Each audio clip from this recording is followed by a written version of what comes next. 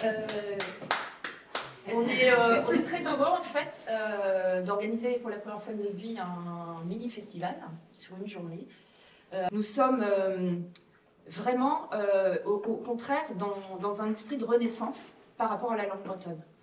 Aujourd'hui, la langue bretonne est parlée par à peu près 50 000 bretonnants de moins de 35 ans. Beaucoup sont encore dans les écoles et nous devrons accueillir dans les années qui viennent une génération de bretonnants motivés, fiers bien sûr de leur culture, ouverts sur le monde, qui vont se retrouver dans tous les domaines de la vie, de la société,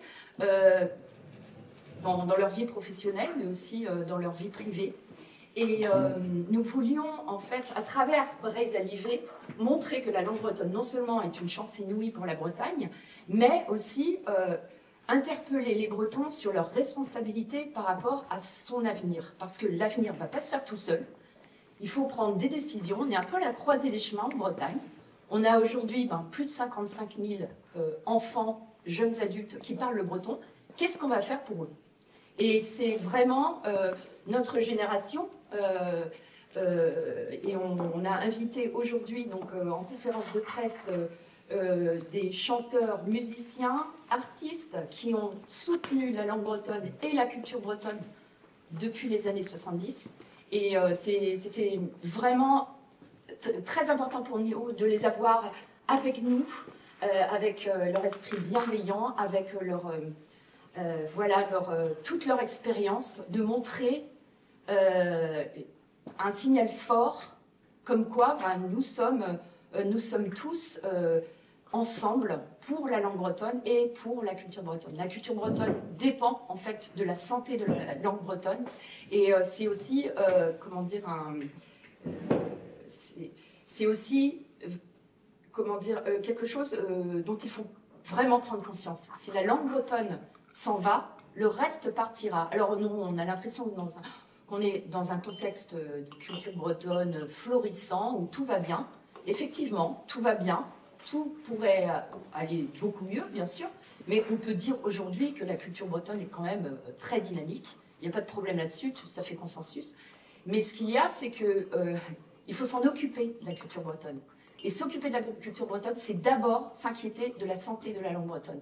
Et c'est la raison pour laquelle, également, vous avez Anne-Sophie Brass, qui est présidente de Diwan, Olivier Guillain, qui est directeur de Diouyes, donc l'école publique bilingue, et Gwenegan Kawissin, qui est donc le directeur de Dioues-Calbreis, les écoles privées. Voilà, parce que pour nous, la santé de la langue bretonne, c'est-à-dire l'avenir de la langue bretonne, passe par l'enseignement. Voilà, alors ça c'est un premier point. J'ai donc invité également Zag, qui est avec nous, qui est donc un street artiste originaire de Morlaix, qui va venir faire une fresque en direct devant le public. Donc il va nous représenter en fait le logo de Braise Alivé, qui est un soleil qui se lève avec une hermine au centre. Et donc on va le voir travailler de 14 h à 18 h sur au Glenmore, puisque le lieu choisi est le Glenmore. Pour des raisons que vous imaginez tous, on a tellement peur qu'il pleuve ce jour-là que voilà, c'est déjà assez de stress de monter une journée de festival en 2 mois, et on s'est dit qu'on ne va pas se rajouter en plus le stress du temps qu'il va faire. Donc le Glenmore peut accueillir 3000 personnes debout, ce qui nous permet de générer des bénéfices si les gens sont assez nombreux pour venir, évidemment. Voilà, donc j'ai absolument rien préparé, je ne suis pas politique, normalement je chante là. Alors, qu'est-ce qu'on pourra dire de plus? Alors, je vais vous présenter les personnes qui sont autour de moi. Donc, on va commencer par Dan Arbraz. Non, maintenant, il n'y a plus les problèmes de dames, d'hommes, etc. Maintenant, tout le monde est égal. Donc, Dan est là, avec nous. J'aimerais bien que tu dises un petit mot. C'est peut-être pas moi qui devrais parler parmi les premiers, parce que je ne parle pas breton, donc je suis là. Ah si, justement. Si, justement, c'est ça qui est intéressant. Moi non plus. C'est très intéressant. Pourquoi tu es là alors qu'effectivement, on ne t'a pas transmis le breton quand tu étais petit? Donc comment ça se fait que tu peux t'intéresser au sort de la langue bretonne? Comment je peux m'intéresser? Je m'intéresse au sort de la Bretagne, mais c'est une longue histoire, je ne vais pas commencer à raconter mes conneries. Hein. Mais j'aurais aimé qu'Alain soit là aujourd'hui et qu'il m'engueule comme il m'engueulait dans le temps. Il me disait, Dan, Dans le temps. Dans le temps, oui. Tu pourrais apprendre le breton, on pourrait parler ensemble et tout, quand on était à travers le monde. J'aurais bien aimé qu'il soit là aujourd'hui pour m'engueuler de la même façon, mais il n'est pas là. Bon, c'est dommage. Et voilà, c'est une longue histoire. En fait, je suis un peu triste de voir que ça n'avance pas vraiment les choses quoi, depuis toutes ces années. Pourtant, il y a eu Alphonse Arzel qui est allé attaquer avec les avocats américains à Chicago quand il y a eu la marée noire. Et je trouve qu'on vit des choses qui auraient dû être réussies depuis longtemps. Pourquoi Nantes n'est pas en Bretagne? Pourquoi la langue bretonne n'a pas encore la place qu'elle mérite? Je trouve que c'est... Moi, je dis toujours, ça devrait commencer par des excuses de la République française. Vous apprendre le français, c'était une bonne idée, mais l'avoir fait en détruisant votre langue, on s'excuse, et maintenant, on va vous donner les moyens d'apprendre cette langue, pour ceux qui le souhaitent, mais vous donner les moyens. Je suis un petit peu triste de voir que je suis là, évidemment, comme les autres, mais je trouve qu'il y a des choses qu'on aurait dû depuis longtemps, que les Bretons auraient dû depuis longtemps demander avec force, comme ils savent le faire quand ils le font, quand les paysans sont fâchés, quand il y a eu Plogoff, et là j'ai l'impression que ça n'avance pas, et ça me rend vraiment triste, alors que la mer monte, la terre brûle, la guerre menace, et on en est un petit peu au même stade, quoi, et ça me fout un petit peu en colère. Ça me fout un petit peu en boule, mais on est là. On est là, voilà, mon sentiment, c'est que je suis un petit peu... Je n'ai pas envie d'en faire des tonnes, je n'ai pas envie d'en dire des tonnes, mais au fond de moi, j'ai une grande colère contenue depuis longtemps. Et puis comme j'ai un petit peu de bouteille, un peu de... Voilà, je repense à un tas de choses. Combien de concerts on a fait pour les écoles d'Iwan? Bon, l'Eurovision, il y a eu des droits sur la chanson qui ont été reversés à Diwan, qui sont reversés à Diwan. On a fait les uns les autres ce qu'on pouvait. Mais je me dis, comment se fait-il qu'on en soit malheureusement encore là, avec ce danger qui menace et qu'une langue puisse se perdre? C'est vrai que le contexte international est très anxiogène, et puis le contexte de l'Hexagone également. Mais avec force, l'esprit Breizh-Alivé, c'est de dire aussi que si Diwan n'avait pas émergé en 1977, en septembre 1977, à Goïtam-Mézéa, à Ploudamézo, aujourd'hui, il n'y aurait plus de bretonnant. Ou alors si, il en restait dans les EHPAD. Alors qu'est-ce qui se passe aujourd'hui? C'est qu'aujourd'hui, la langue bretonne est sauvée. Ce qui n'aurait jamais été le cas s'il n'y avait pas eu toutes ces écoles. Donc il faut bien, nous, en fait, ce qu'on voit aussi, notre génération, c'est que, bon sang de bonsoir, mais punaise, la langue bretonne, elle existe, et elle est parlée par les jeunes.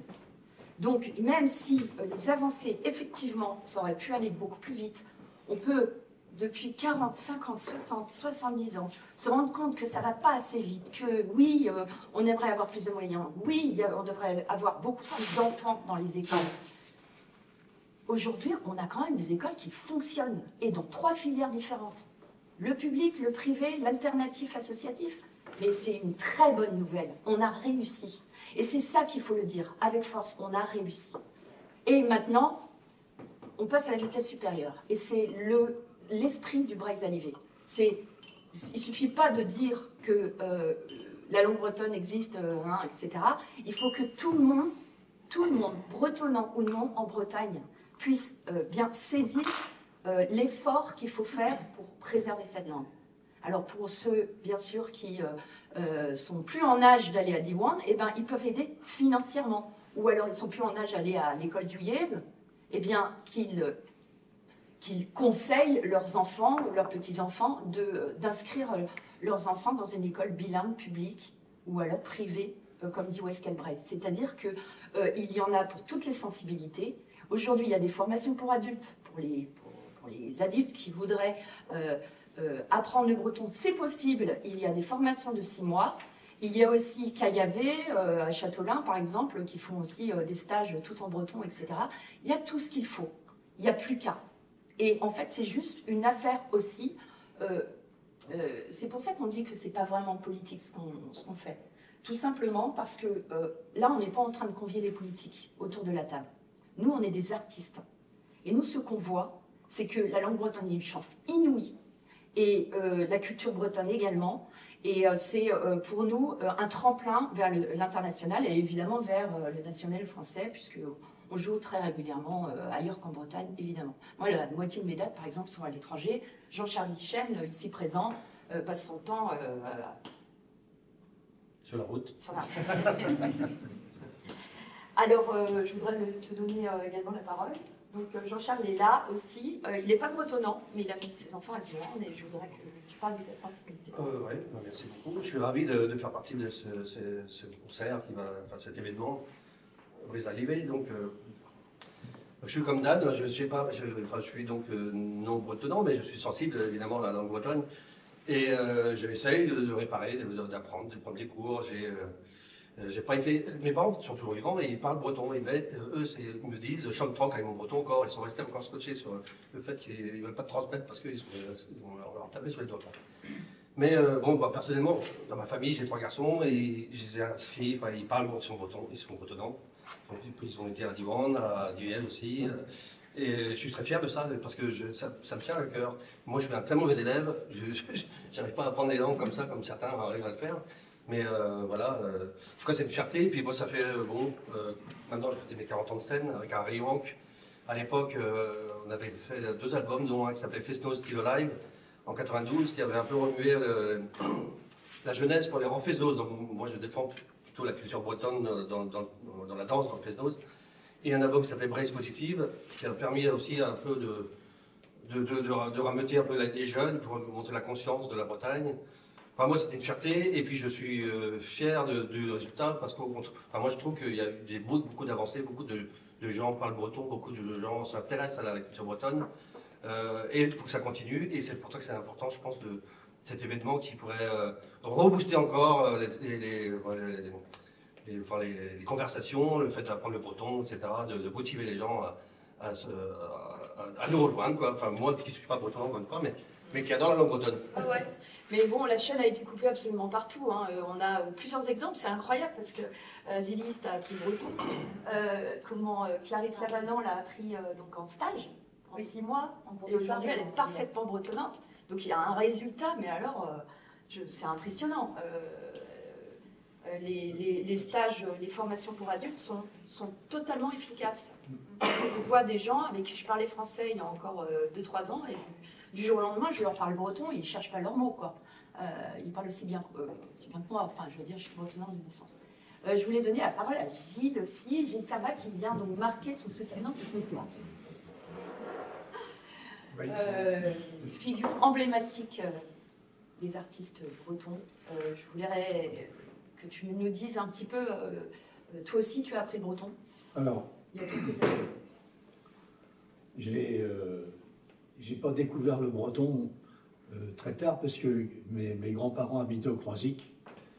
Le Croisic, c'est un nom breton. C'est dans la Loire-Atlantique, mais tous les noms autour du Croisic sont des noms bretons.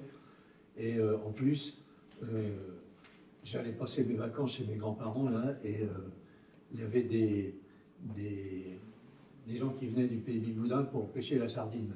Et leurs femmes faisaient de la...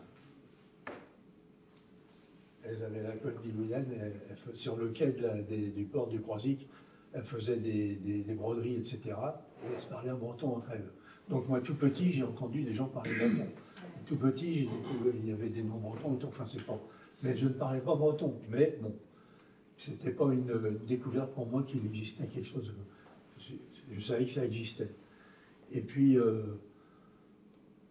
je suis allé à Groix en 69. Et là, ben, j'ai appris ma première chanson en breton, d'ailleurs, que j'ai chantée tout à l'heure L'international en breton? Oui. Non, non, Zogornet et Crésambourg. Ah oui, d'accord. Et, voilà. Alors, mais tout à l'heure, on Zogornet et reste- Crésambourg, c'est une Ah, chanson qui a été écrite par un poète de l'île de Groix, Jan Berkelor, qui est mort à la guerre de 14. Il a été tué à la guerre de 14. Et là où on était tout à l'heure, au restaurant, c'est une table, et en face de nous, il y avait les trucs qui étaient marqués dans les écoles, et pour les enfants, les défenses de parler breton, de cracher par terre, il y avait dessus. Et puis il y avait ça aussi dans toutes les mairies en Bretagne. Et défense, c'est quelque chose qui a été mis partout. Juste après la guerre de 14, il y avait 300 000 hommes qui parlaient breton qui ont été tués à la guerre de 14. Et juste après, dans les mairies françaises et dans les écoles françaises, il y avait marqué défense de parler breton et cracher par terre. Donc, la langue bretonne et tout ce qu'elle doit faire, elle doit faire ça. On doit faire ça entre nous et pas s'occuper de la République française parce que j'y crois pas. Bon, donc, moi j'ai appris mes premières chansons en breton à l'île de Groix et j'ai découvert, parce qu'il y avait plein de gens qui parlaient breton à Groix, j'ai découvert la langue bretonne, etc. Enfin, pas découvert la langue bretonne, mais découvert le. Et puis après, ben, j'ai commencé à faire des stages de breton. Et à l'époque, malheureusement, c'était avec la méthode Rempart-Zemmour. Et la méthode Rempart-Zemmour, ben, Rempart-Zemmour, c'était un gars qui a fait la guerre qui était plutôt d'extrême droite. Et donc, et puis après, comme tu dis tout à l'heure, j'ai fait des stages de breton. Et là, faire des stages de breton, c'était génial. Au bout de 3 jours, la nuit, je rêvais en breton. Et puis c'était avec des gens qui ne faisaient pas chier comme Rempart-Zemmour, qui ne faisaient pas chier comme Rempart-Zemmour avec la grammaire, etc., etc. On n'apprend pas une langue en commençant par la grammaire. On apprend une langue en parlant, puis on parle avec des gens, puis si on dit une bêtise ou si on dit une erreur, comme avec les enfants, si on dit une erreur, etc., ils nous corrigent et puis on parle. Mais on n'est pas en train d'apprendre d'abord la grammaire avant d'apprendre une bonne langue. Et ça, c'est complètement débile. On commence par les gros mots. On commence. Non, mais on ne peut pas commencer une langue par la grammaire, c'est impossible. C'est n'importe quoi. C'est n'importe quoi. Donc la grammaire, elle vient après. On la découvre. On parle la langue et puis on découvre petit à petit la grammaire. Ouais, les mauvaises nouvelles en fin de journée, en fait. Voilà. Fin de Non, stage. non, mais je veux dire, la grammaire, il faut apprendre avec des gens qui nous parlent. Ils nous parlent. Et puis, si on se trompe, ils nous disent comment. Voilà, c'est complètement final. Mais ils ne nous disent pas que c'est à cause de la grammaire. Ils nous disent non, c'est comme ça que ça se dit. N'empêche que tu es devenu chanteur bretonnant, du coup, Oui. tu as intégré le J'ai breton. intégré des chansons, j'ai intégré la langue bretonne, etc. Et je me suis mis à chanter en breton. Mais c'était un. Et puis j'ai découvert la langue bretonne, si vous voulez, et j'ai découvert que dans la langue bretonne, c'est. Les langues, ce n'est pas les mêmes choses. Ça n'a rien à voir. La langue bretonne et la langue française, elles ont. Je ne parle pas de leur qualité. La langue française, elle est très bien. La langue bretonne, elle est très bien. La langue anglaise, elle est très bien, etc. Mais il y a des différences profondes entre les deux. En breton, je ne sais pas moi, il y a des collectifs. Ça n'existe pas en français. On dit stéride. Stéride, c'est des étoiles. On ne sait pas combien on a. Stériden, c'est une étoile. Stéridennou, c'est des étoiles qu'on peut compter dans une constellation, etc., etc. C'est des choses comme ça. J'ai appris des choses très différentes et j'ai appris voilà, des différences entre le masculin et le féminin aussi, entre le breton et le français. J'ai découvert qu'à Arbour, la mer, c'est en breton, c'est le mer. C'est masculin, je ne peux rien, c'est comme ça. Et puis, alors si on veut traduire Armor en français, on peut dire l'océan. Voilà. Mais... Et toi, tu as pris le breton? Jean Jossic. Je fais partie, j'ai l'impression qu'on est majoritaire, c'est triste, du camp des non-britophones, mais je suis optimiste par rapport à ça, parce que je suis absolument persuadé qu'avec des initiatives comme Diwan ou d'autres, on est passé d'une Bretagne qui pleurait après l'État français pour faire, à un moment où on a dit vous voulez pas faire, on s'en fout, on va faire nous-mêmes. C'est exactement l'esprit de Breizalivé en Je fait. crois que c'est- C'est qu'en fait on n'attend pas, Ouais, on n'attend pas quoi que ce soit en fait de l'Est. ouais.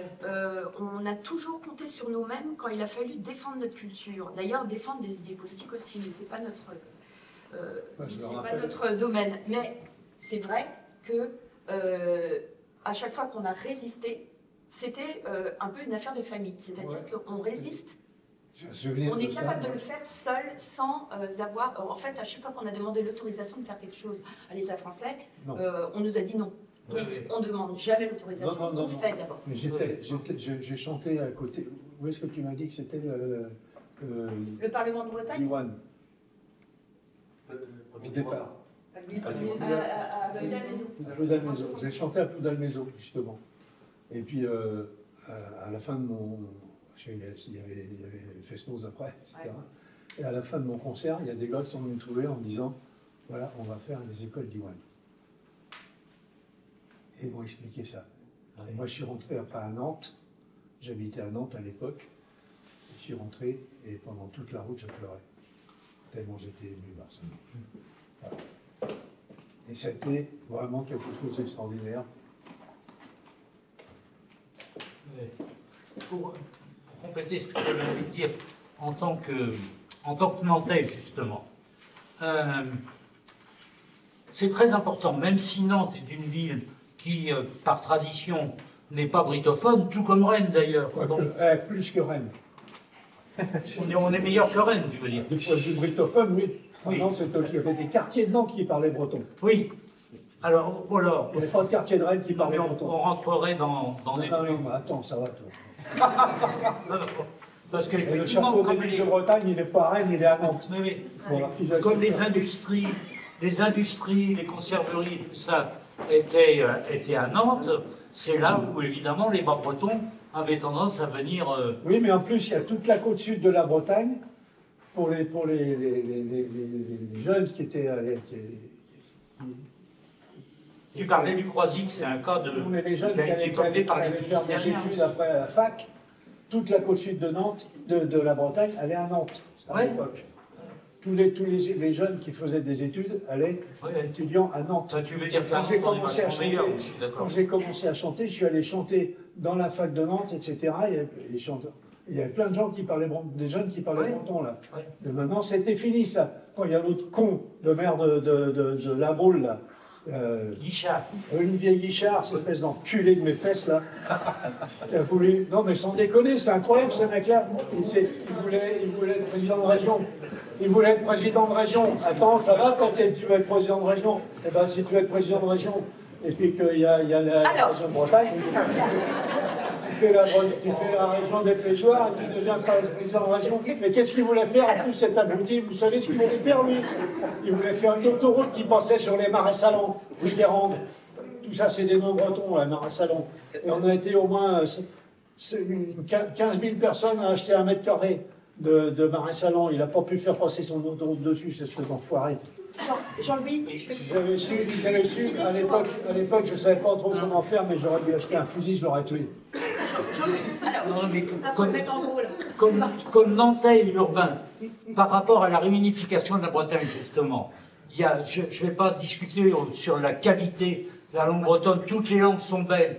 Tu disais, Gilles, que ce soit en français ou en breton, il y a des différences. On ne dit pas les mêmes.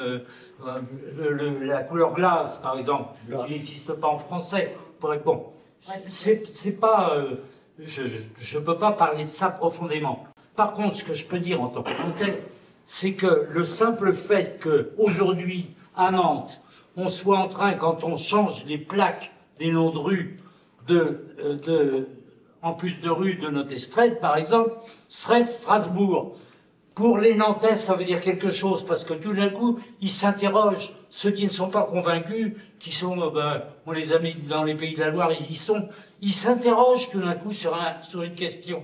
Quand ils voient des plaques devant les monuments historiques, où c'est en français, en anglais, mais en plus en breton, ils s'interrogent sur, il y a le sentiment d'appartenance, pour nous, est très très important. Parce que c'est ça qui amène les Nantais, par exemple, à la Bretagne. C'est cette différence qui passe par la langue, et tout d'un coup, on se dit, nom de Dieu, on fait partie de ça. Nous aussi, on fait partie de ça.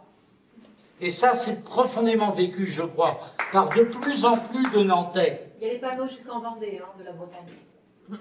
Jusqu'en Vendée des panneaux Des de... Gamermat. Alors justement, Ah, je croyais que tu voulais parler des panneaux pour le Puy du Fou. Azilis Modro, qui n'était pas à la conférence de presse la dernière fois et qui nous a rejoint aussi vraiment du tac au tac. Tu nous as répondu immédiatement et vraiment, voilà, Azilis propose donc une proposition artistique originale en breton et voilà, je voudrais juste que tu puisses dire un petit peu le lien que tu as avec la langue bretonne.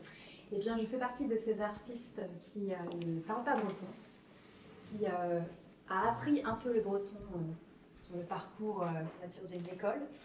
J'ai passé à un moment donné une épreuve au bac. Ça a été un souvenir mémorable parce que quand je suis arrivée à l'épreuve, on m'avait oubliée parce que c'était dans un contexte d'anglais renforcé. Et j'étais la seule qui venait passer une épreuve en breton, une option breton au bac. Et donc il n'y avait pas de table, il n'y avait pas les sujets, et j'ai attendu un quart d'heure avant de pouvoir passer voilà, l'examen. Donc, mais j'ai essayé tout le long de ma vie d'apprendre un peu le breton, mais je n'ai pas... pourtant, je suis aujourd'hui très reconnaissante de porter un prénom breton, puisque je m'appelle Azilis. Mais j'ai grandi dans une famille de militants bretons et bretonnes qui ne parlaient pas breton eux-mêmes, mais qui se sont beaucoup battus pour l'existence de la culture en Bretagne. Et pour moi, ça a été toujours très important de chanter en breton parce que c'est une manière pour moi, de m'exprimer dans une langue assez facilement, malgré le fait que je ne la parle pas couramment, comme je peux chanter aussi en français et en anglais, mais quand je chante en breton, il y a quelque chose de très particulier. Il y a comme si ça coulait un peu dans mes veines. J'arrive à retenir les mots bien plus facilement que le français. Pourtant.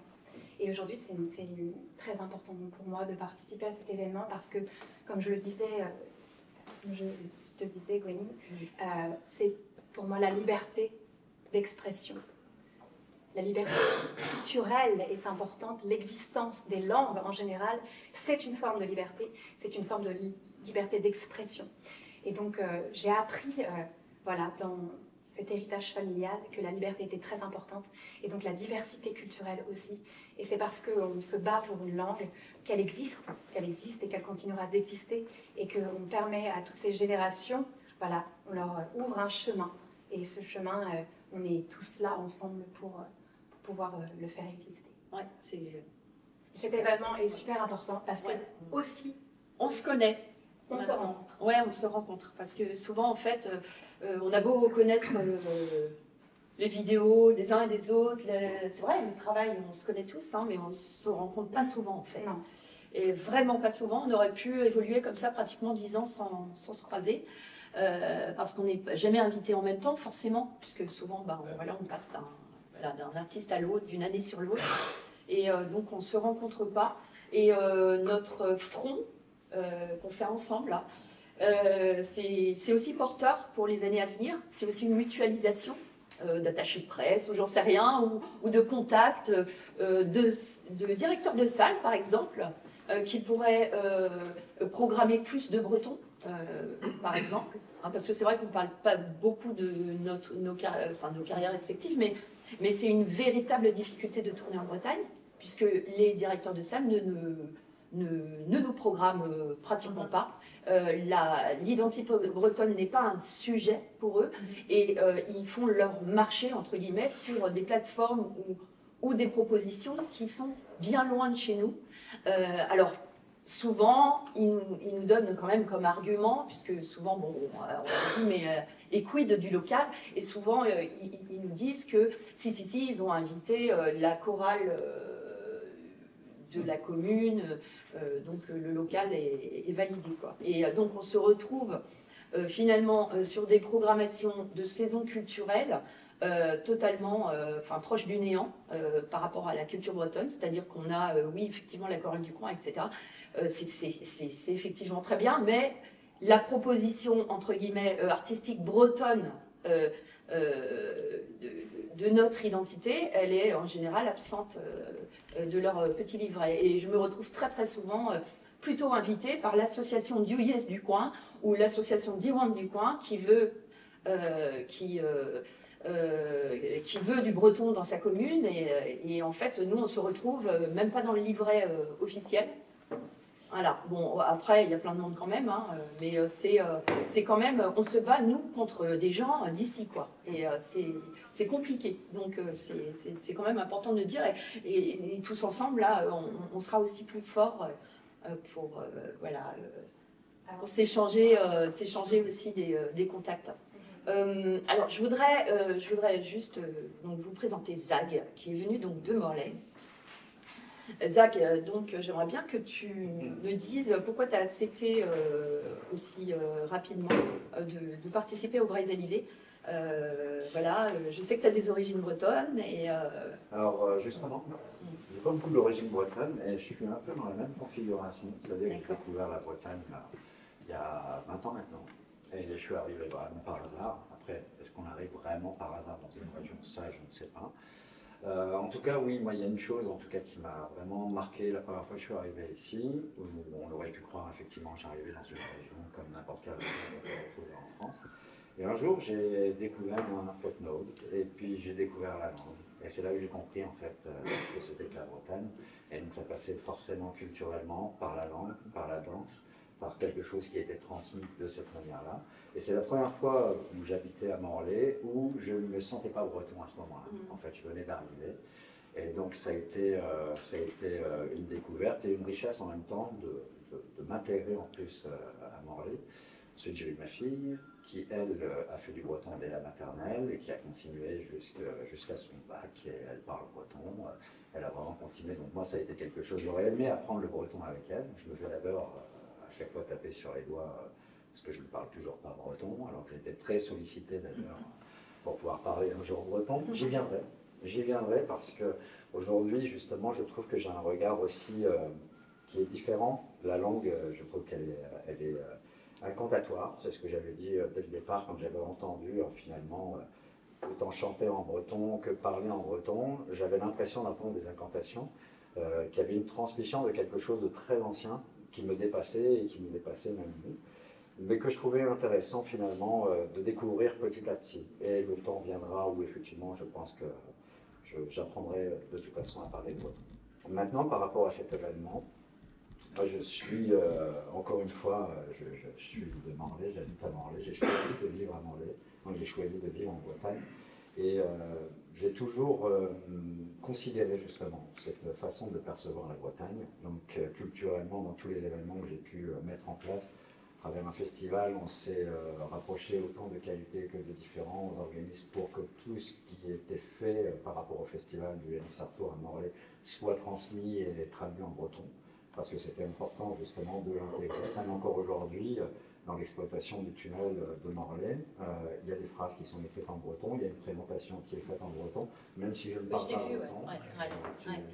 Et je trouve que c'est important parce que c'est ce qui marque aussi le fait de faire quelque chose dans une ville comme Morlaix ou d'être en Bretagne, ça passe par la langue. Et donc moi, c'est quelque chose auquel je trouve important de le partager. Alors on me dit souvent effectivement que par rapport à la culture graffiti, c'est une culture qui est jeune. Il n'y a pas beaucoup de représentants, même en Bretagne, qui font partie de cette culture-là. Il y en a, autant sur Rennes que sur Brest, il y a des collectifs. Mais par exemple, voilà, sur Morlaix, c'était moins évident. Donc toutes les implications que j'ai pu avoir après dans les écoles, j'ai animé, on va dire, du graffiti, du street art, de l'apprentissage de la culture, de l'art urbain dans des écoles. Et bien souvent, je me retrouvais dans des écoles d'Iwan, ou des écoles justement bilingues, où il y avait aussi du breton. Et c'est un jour un enseignant qui m'a dit, mais peut-être que ce serait encore plus porteur d'amener cet apprentissage du graffiti ou du street art en y intégrant la langue, en y intégrant les mots, en y intégrant les couleurs, en intégrant des choses. D'ailleurs, tu as fait une fresque de Clarisse qui est très réussie à Morlaix. On passe devant souvent et il y a une phrase en breton de Angela Duval qui est vraiment emblématique. L'écriture de Clarisse, d'ailleurs, je lui avais fait un devoir où elle devait écrire sur plusieurs feuilles. Donc c'est son écriture. Merci, plusieurs pages. Et c'était dans le cadre de la Rédadec, justement. Ah oui, c'est ça, qui arrivait à Morlaix. Donc forcément, dès qu'il y a un événement qui est rattaché finalement à la culture bretonne, que ce soit la langue, que ce soit l'apprentissage ou la mise en avant en tout cas de la culture bretonne, je participerai quoi qu'il arrive, et je dirai toujours oui pour pouvoir m'impliquer. C'est tellement bien. Voilà, pour ce rassemblement, en fait, c'est du bonheur, en fait. C'est du partage, c'est un message ultra positif par rapport à la langue bretonne. Je suis née en 1974 et en mai 1978, j'avais 3 ans et demi. Je suis allée à l'école pour la première fois et c'était une toute nouvelle école qui s'ouvrait, qui s'appelait l'école d'Iwan. Bon, c'était ma tante qui était l'institutrice et ma grand-mère la cantinière. Bon, on n'était pas très nombreux, on devait être 8 à l'époque. C'était une aventure folle. Beaucoup de gens ne nous comprenaient pas à l'époque, dans les années 70. C'est tout juste, on ne jetait pas la pierre dans la rue. Tellement c'était hors sujet en Bretagne. Et puis surtout, voilà, c'était quelque chose qui n'était pas... ouais, c'était vraiment pas dans l'air du temps, les gens... J'ai eu cette chance-là, qu'on me parle le breton.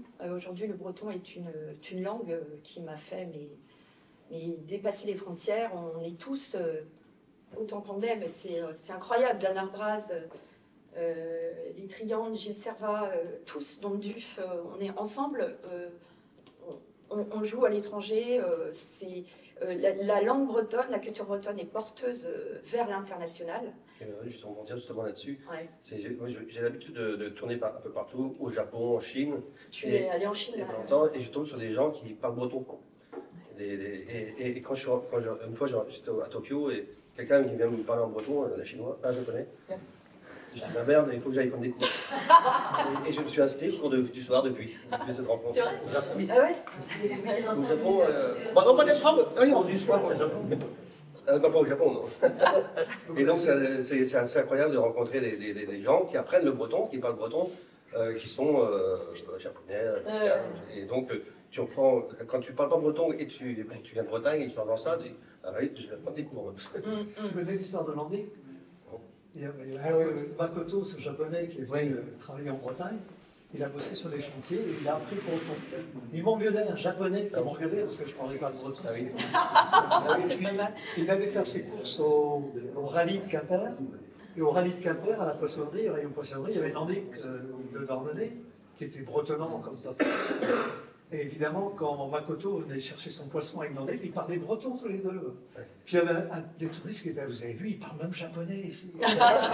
Parce qu'il ne pouvait pas imaginer que le japonais parlait le breton. Je trouve cette histoire vraiment. Un japonais qui m'engueulait parce que je ne parlais pas le breton. Ça, c'est super. La honte. Ouais. Voilà, je pense que on attendait Hamza et je vois qu'elle n'est pas là. Alors je ne sais pas, les parents pourtant m'avaient bien dit 14h20. On était bien d'accord. Ils m'ont confirmé leur présence et je ne sais pas pourquoi ils ne sont pas là. Peut-être qu'ils n'ont pas trouvé la mairie. Je sais pas. Ils sont de Rostrénan en même temps. Et c'est loin, c'est trop loin d'ici. J'ai mon fils qui est là, mais il ne chante pas aussi. Oui. Donc c'est dommage parce que vraiment ils m'ont confirmé plusieurs fois. Donc je ne comprends pas trop pourquoi ils ne sont pas là. Donc bien sûr, Hamza sera donc qui est donc de l'école d'Uyez de Rostren. C'est quoi l'école exactement à Rostrenin? Et comment elle s'appelle l'école? Ouais, vous en avez tellement. Bon. Voilà, et donc donc on a été bien sûr charmés comme beaucoup. Elle a fait le buzz cet été et je crois que c'est en fait l'événement des Vieilles Charrues, hein, parce que finalement on a parlé que de ça. Et elle a volé la vedette à Zao de Sagazan, donc c'est assez cinglé. Et c'est tellement bien en fait de montrer. En fait, plutôt qu'un grand discours, franchement. Hamza fait le job, quoi. Elle a juste montré que la langue bretonne, c'est l'avenir. Voilà. Et c'est porté par les jeunes. Et il y a aussi, normalement, Mathias Lebrun qui devait être là, qui est porteur du projet de 1000 familles. Et donc, rapidement, c'est un projet qui n'a jamais été fait. Il s'est inspiré de plusieurs exemples à travers le monde. Il est allé un petit peu partout, il est passé par le Canada, il a vu des Amérindiens. Il a travaillé aussi avec des Maoris d'Australie. Et là-bas, en Nouvelle-Zélande, il a connu le projet des 1000 familles. Et donc, ils ont commencé à 200 familles alors, je ne sais pas comment dire, maoriophones, enfin bon bref, qui parlaient maori, de native speakers, qui ont élevé leurs enfants donc, en maori. Et leur objectif, c'est d'atteindre 1000 familles en 5 ans. Et donc, il a voulu monter une association. Et son association, enfin la création de son association percute Breiz Alivé, là, en ce moment. Et donc, bien sûr, quand j'ai pris connaissance de ce projet-là, je l'ai invité à venir parler à la table ronde qui aura lieu donc, à 14h le 6 septembre donc, à l'espace Glenmore, donc plus précisément au cinéma Le Grand Bleu. Et donc il viendra proposer, en fait, présenter son projet de 1000 familles, parce que, bien sûr, alors les écoles sont notre priorité numéro 1, mais il est aussi important d'accompagner la transmission au sein de la cellule familiale. Je pense que c'est quand même, bien sûr, pour l'instant, l'état des choses en Bretagne ne permet pas vraiment à énormément de familles de le faire, mais au moins ceux qui peuvent le faire, il faut pouvoir les accompagner. Et donc, c'est très important qu'ils puissent présenter ce projet-là, qui est ambitieux, mais possible, puisque en Nouvelle-Zélande, ils y sont arrivés. Alors, pourquoi pas nous? Ils ont réussi aussi au Canada, pourquoi pas nous? Et donc, en plus, il y a tout un process hein, dans cet accompagnement. Alors, on accompagne psychologiquement les parents et les grands-parents qui ont été brimés quand ils étaient petits. Enfin, vous connaissez la chanson, je ne vais pas vous la refaire. Qui ont été brimés quand ils étaient petits. Et donc, du coup, il y a des psychologues qui travaillent aussi, des médiateurs culturels qui viennent donc parler aux différentes générations, etc., pour qu'ils puissent exprimer leur traumatisme, etc., etc. Donc, tout ça pour dire qu'on accompagne aussi les parents, évidemment, dans le lexique. Vous imaginez bien qu'ils font un lexique particulier pour élever des enfants. C'est le langage des émotions, etc., etc. Il vous expliquera tout ça très très bien ce jour-là, donc à la table ronde. Voilà. On arrive à la fin. Le truc à retenir, c'est aussi le lien LOSO pour les réservations. Voilà. Oui. En fait, on ne se présente pas tout. Parce qu'en fait, on était déjà à la conférence de presse avant. Ouais, et on a déjà raconté notre vie. Hein, tous les trois, on a déjà raconté notre vie. Moi, je voulais juste dire que... Ah, pardon, excuse-moi. Non, puisque j'ai que j'étais évidemment ravie qu'on soit ensemble et qu'en plus, l'événement a lieu à l'espace Glenmore. Et moi, c'est grâce à Glenmore, quelque part, que j'ai retrouvé cette langue, puisque ce sont ces chansons en breton j'étais tellement émue en les écoutant que je me suis rendu compte qu'il me manquait quelque chose de vital, et d'avoir appris cette langue, j'ai eu l'impression de réparer quelque chose, puisqu'on n'avait pas transmis comme beaucoup cette langue, et que c'est quelque chose de positif, c'est que du bonheur en fait, que de retrouver cette langue, on se sent plus vivant, exactement comme Breiz Alivé. Moi j'avais dire une chose aussi, rapidement, le Duf. Donc moi j'ai appris le breton à la maison, malgré le fait qu'on ne m'autorisait pas trop à le faire. Et alors, ce qui est rigolo, c'est que les déclencheurs, je me rappelle, on me traînait pour aller à la messe, j'avais 12 ans, et je passe devant chez Radiola à Plescat, dans la rue principale, et je vois un disque, une cassette de Gilles Servat en ciré jaune, de Triane, je ne sais plus quel album c'était, et c'était Poplin, je crois. Donc tu as quand même... Donc les trimartologues ici, ont percuté dans... Voilà, trimartologue, terrain mouvant. À ce moment-là. Alors donc ça c'était le premier déclic pour moi, et dans les années 90, je jouais dans un groupe de musique bretonne, Fesnos plutôt, et j'écrivais des chansons à côté, mais je n'osais pas les chanter. Et j'ai revu, enfin j'ai vu un documentaire d'un certain Alain Gallet, sur un certain Dan Arboise, qui partait en tournée solo en Grande-Bretagne. Ça te dit quelque chose? La cordée sensible. Comment? La cordée sensible. C'était le titre de... Ça m'a tellement percuté que je me suis dit, je veux faire pareil. Comment ça t'a ça m'a tellement ému et percuté que de voir Dan qui partait seul avec sa gratte, comme un con, sur le ferry, le Kirisnel, je sais pas quoi, le truc qui bouge, que j'ai fait pareil après, puis c'est un peu ça qui m'a... Et ce qui est intéressant aujourd'hui, c'est que on a une belle guirlande quand même, parce qu'on a les trimartologues des années 70. Moi, Jean-Charles, c'était plutôt... Trimartologue années 90, 2000, 2010, on va dire. Et puis Asilis, et puis d'autres, plus Afouane et Hop, qui arrivent à 2020. Sans déconner, on n'est pas si mal que ça continue, ça finit de s'arrêter. Ouais, c'est un bon équipage. Voilà, c'est ce que je voulais dire. Génial. C'est ce que je voulais dire. Très bien. Même si le succès n'est pas gage de longévité, je crois que c'est la longévité qui compte avant tout.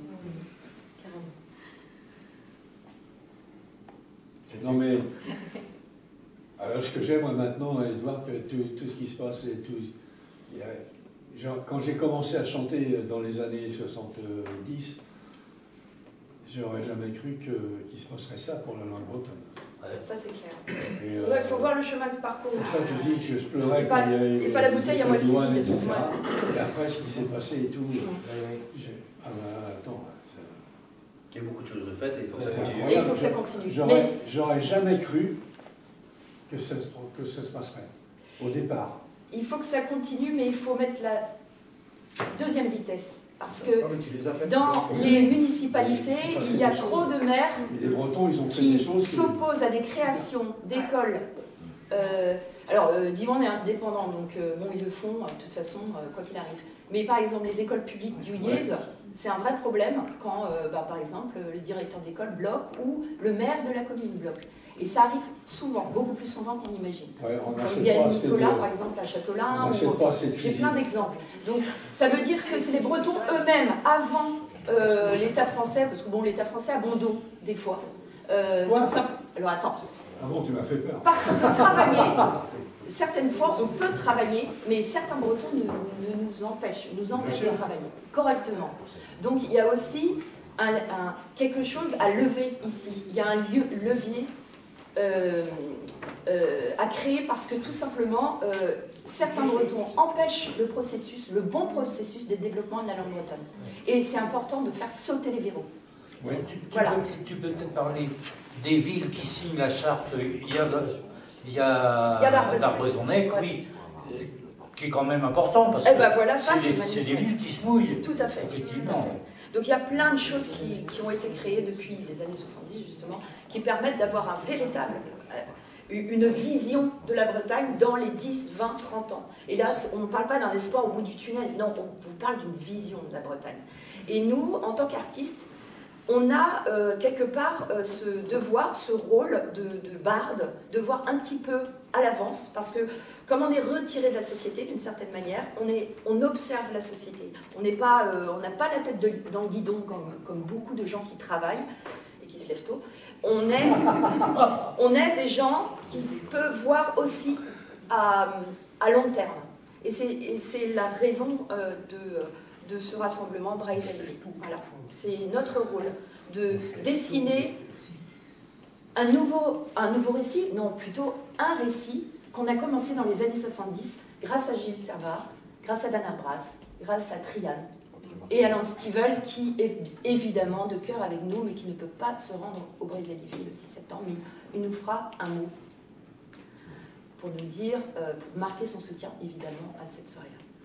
Je vous remercie beaucoup et si on pouvait faire une belle photo de famille, ce serait formidable. Il y a peut-être des questions. Oui, bien sûr, si vous avez des questions, n'hésitez pas. Et excusez ma maladresse parce que je suis vraiment pas...